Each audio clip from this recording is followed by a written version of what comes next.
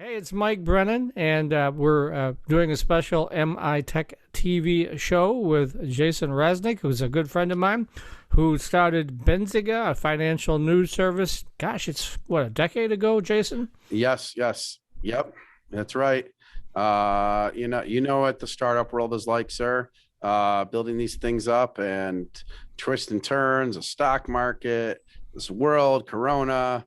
But 10 years sometimes feels longer, but we're having fun. We're having fun. Yeah, yeah. Great people here. You've come a long ways, baby. From I saw pictures of your original studio where it was just one room, and a couple of people working there. How big are you now? How many folks work for you now? There's about 90 to about 110 people, about 60, maybe like full-time W2, but like there's about, I would say about 100, I would say close to 110 people. Okay. We're hiring a lot for the right talent. We're definitely hiring. We're in downtown Detroit in Campus Marshes. If you're, I remember MI Tech News way back when. I think you must have started like 98, 99, 2005. What? 2000. I've been Yeah, doing it for 2000. 21 years Yep. now. I remember the first I used to sit at home and print out articles all the time. I remember like Digital Detroit you're at. I remember meeting you way back when before Benzinga was probably just a thing in my head, like a vision in my head, and it didn't exist yet. All right. Well, the new vision in your head is that you're going into cryptocurrency. So talk a little bit about that. Yeah, so cryptocurrencies. There's been companies like Tesla, MicroStrategy, and others who have taken some of their treasury, so money they have on the balance sheet, so cash they have on the balance sheet, instead of leaving it in a checking or savings account, they're searching for higher yield. Well, the dollar goes down as the government prints more money typically. And so by them putting money into Bitcoin or another cryptocurrency form, it's a way to let your money work for you instead of you having to work for your money as much. So we took a little bit of our treasury and put it with a company called TradeStation, online brokerage, equities, but they also have cryptocurrency. And we put some in Bitcoin, but then we also put some stuff in USDC. USDC. It's the stable coin that's related to the US dollar. So USD is the dollar, USDC is a crypto way of doing it. And what it allows you to do is earn a lot more interest. So on our cash, we earn 6% interest. Now, sounds too good to be true because checking and savings accounts are 0.5 these days or less. And what the thing is, it's not FDIC insured. Your principal doesn't change. It's just the interest rate's higher. And it's very secure from what I've been told that the brokerage we're using stands behind it. If the company that they were working with went bankrupt, then they would stand behind the money. And it's just not FDIC insured, but it's the brokerage backs it, and there's not a lot of leverage on it. I guess they're willing to give a high interest rate because they can borrow it out for crypto. I'm not exactly sure, but we are earning interest on it, and we are doing that and Bitcoin for our treasury. Okay, and I assume it's not a very large position. It's just what are you experimenting with it right now at this point? Yeah, we're exactly, Mike. We're taking small steps, so we're experimenting with it. We talked about Mike. We actually tried to do this like 4 months ago. It took a long time to get us set up as a business to be able to do this with TradeStation. And so finally got done last week or the week prior. And we're putting a small amount in to start as a experiment to see, what it does, the yield, etc. We use one of the big banks for most of our treasury, but it's one of these things where there's no yield in a savings account these days. So what do you do? And so it'd be nice to have your money work a little more for you. 6%, 7%, it can add up. If you have, say, $2 million in it, that can add up. That can be, real numbers, $60,000 off each million. So 120,000, so that's someone's salary.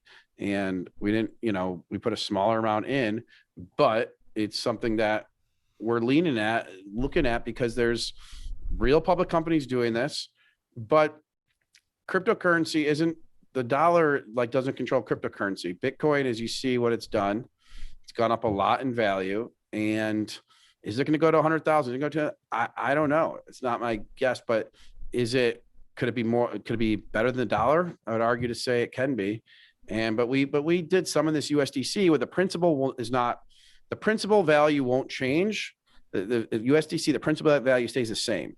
It's the interest rate, the 6% that we would earn by having this money here. And if you can make your money work for you, work better for you, I think you should explore it. But yes, tippy toes, Mike, tippy toes. Tippy toes. Okay. So, Yeah. but it also gives you an inside look at what's going on in cryptocurrency.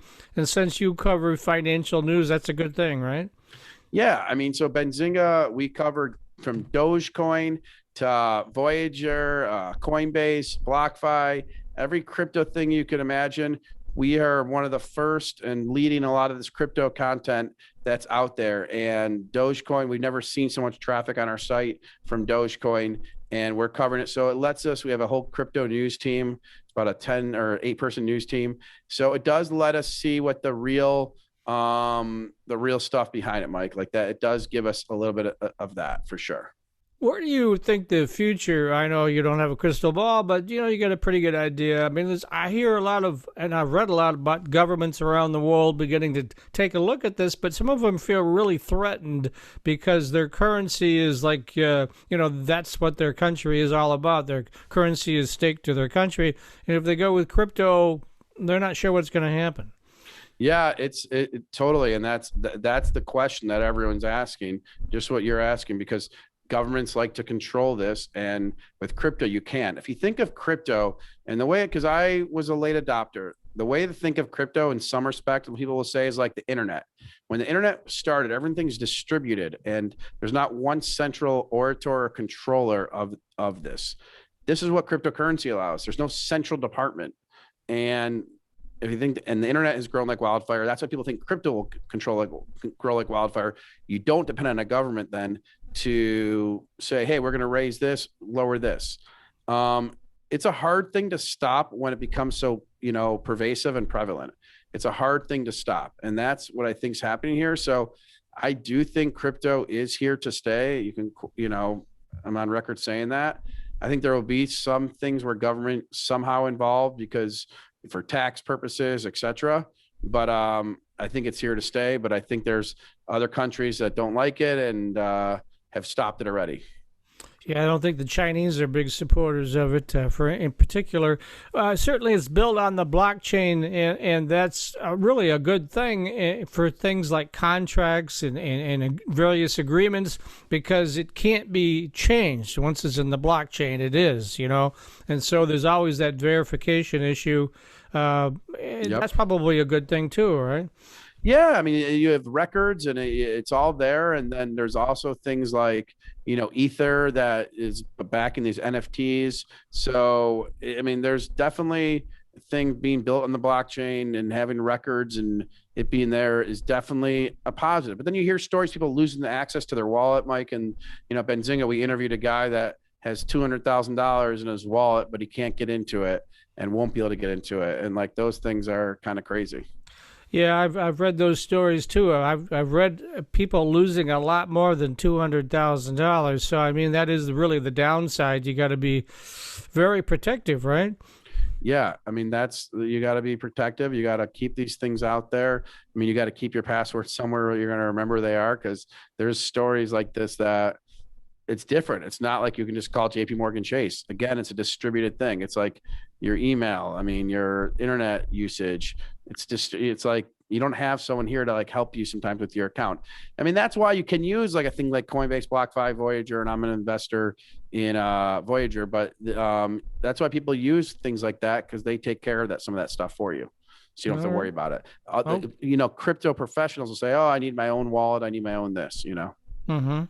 So yeah, I've got a crypto wallet myself. I've been writing for a crypto magazine on the side, and they've been paying me in crypto. It's not valued very high right now. I'm hoping they do an IPO and it raises the value, and then I can retire and go to Key West and buy that house down there and that sort of thing. So where are you?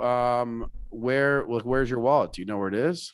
Yeah, it's on Coinbase, so Got it. Okay. that's a nice, secure place for it, right? In fact, they just went public for $1 gazillion, right, or whatever that Yep. was. Yep. Yep. Yep. Exactly. They did, and so I have stuff with Coinbase too, but I did forget my password there, but I think I can reset it. So Okay, good so to know. yeah, Uh, yeah. So All right, Jason, talk a little bit more about Benzinga. We always do around these, we let you do a shameless plug. So here's your chance to reach out to some folks that may not have heard of Benzinga and tell them what you guys are all about. yeah, our funny kooky name. We're here to make financial information available for the average Joe. We write in a format that's very easy to read. So we want to give you as much value as we possibly can in a shorter amount of time.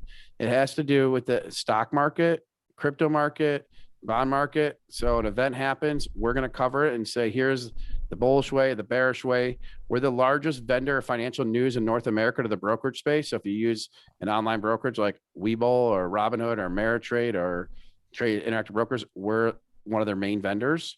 We're based in downtown Detroit. It's about 60 people here, but we're about 110 people overall throughout the country or the world, actually. And, we're all day living this, writing, articles, but building a lot of tools. We just launched like an insider trading tool. We built a lot of tools. We have a thing called Benzinga Pro, which is like our Bloomberg terminal competitor. We think it's better, but different. And it's real-time news, press releases, the whole thing. Benzinga Pro is thousands and thousands of people use it to get all their data and real-time news and make trading, or they use it for marketing services. So you've got Michael Bloomberg looking over his shoulder then, right? I've heard as much. I've heard that we're on some wall in their building.